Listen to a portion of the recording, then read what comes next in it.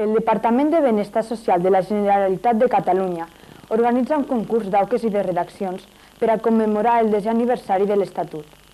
Poden prendre-hi part tots els nois i noies, individualment o en grup, classificats en 2 categories. Aquí tenim el col·legiat principal, el senyor Ortega, i jo li voldria preguntar què li ha semblat el partit d'avui i el comportament dels jugadors? Perquè és que a mi em fa gràcia, com deia abans, que sempre se pregunten els entrenadors i els jugadors. Penso jo que els àrbits, que són uns senyors que fan una labor, penso jo que inclús que no és reconeguda per tothom, ja és hora que també algú es doni compte que són uns col·laboradors directes i molt sofrits del deport, no?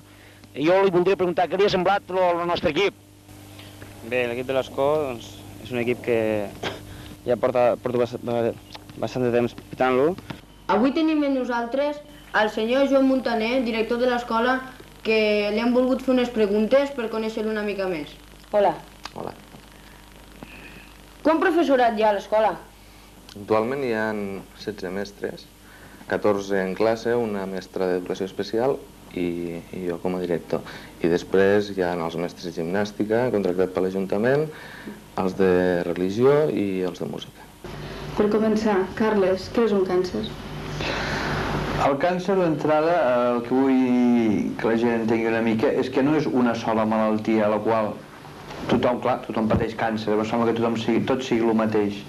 En general, el que s'ha d'entendre és que es defineix per càncer la proliferació d'unes cèl·lules dintre del cos. Avui, dia 17, ens trobem al Bar Florida, al dinar que s'ha fet, i estem amb els col·laboradors que han fet possible aquesta festa. Ara, a continuació, parlarem amb ells què ha sigut de la festa. Hola. Hola. Què em diries d'esta festa? Bueno, esta festa considerem que és un èxit, que cada any va més. La prova tens aquí tota la gent que hi ha per aquí sentada ja i dinant i a punt d'anar a buscar els cavalls. A l'escola tot no és treballar i estudiar. També, com el proper dia 23 de febrer, es fan festes, que en aquest cas serà la del Carnestoltes. Al col·legi al primer moment es farà una rua, en el qual hi haurà una banda i tots els disfressos aniran pel poble. Doncs ja ha arribat l'hora. Els d'edat hem preparat un concurs per a fer més distret el programa i que esperem us agradi. Ara us explicarem el que volem fer.